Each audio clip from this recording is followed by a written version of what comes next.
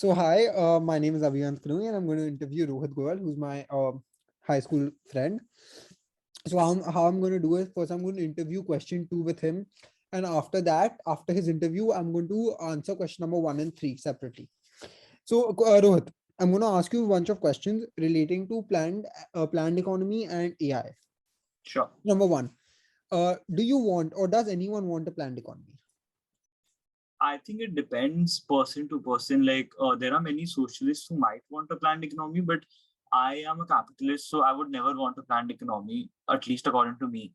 And in a planned economy, there are many problems. Like for instance, how would someone know if I want avocados or not, and like what quantity would I want it to be? So how is that decided in a planned economy? So I Okay, think yeah, those are some problems. Yeah. yeah, I agree with you. Yeah, those are right. The next question: do you want a planned marriage? That is a good question to an Indian, but no, I don't think I want to plan marriage. I want to find a girl who I like and not my family likes for me, and it is my decision and not theirs. Okay, yeah, nice.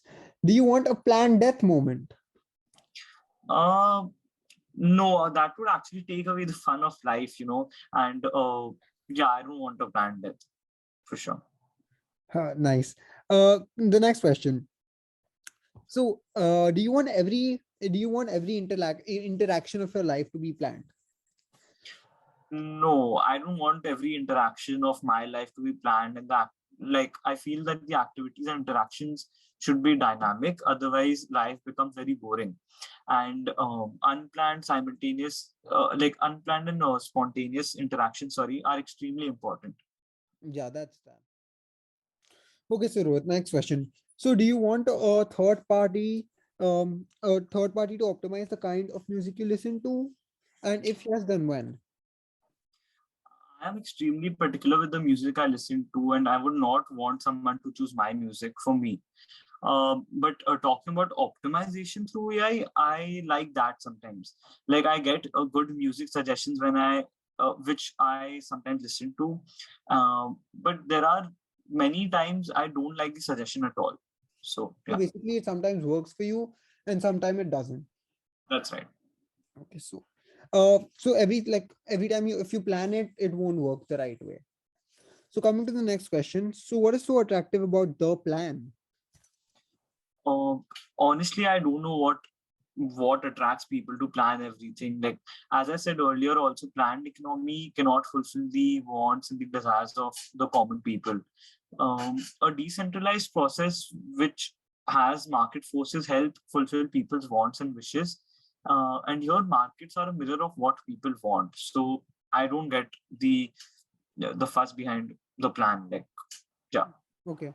And coming to the last question, do you think with the development of AI, a planned economy is possible?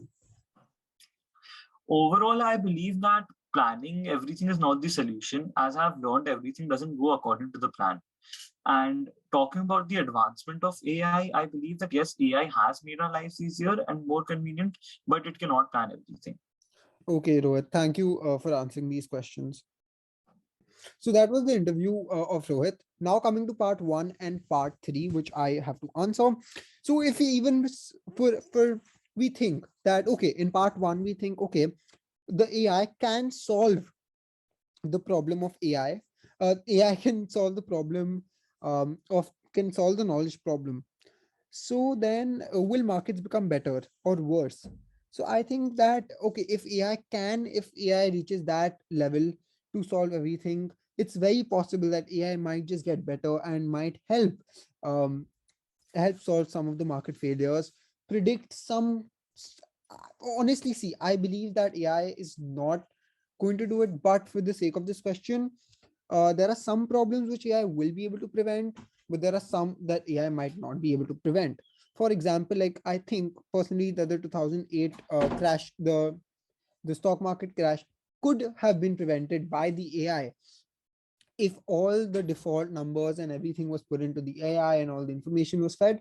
So I think that could have actually been prevented, or people could have known about that earlier if AI was so advanced at that time.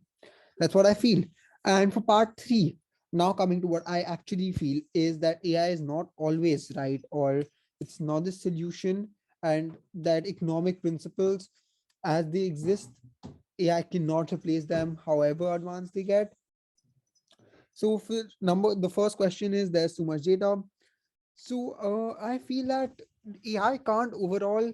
So there are so many factors involved, right?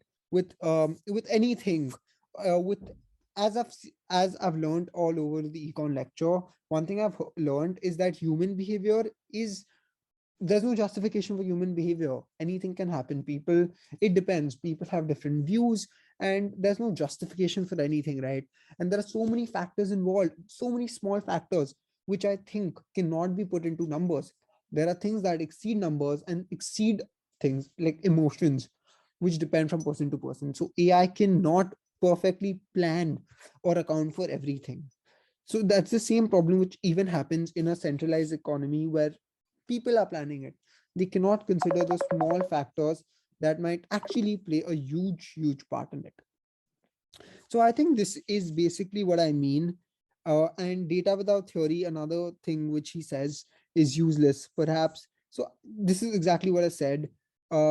Data, only numbers with no emotions or no feelings or no other factors.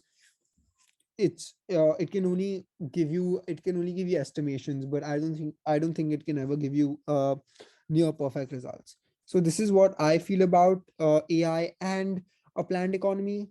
So yes.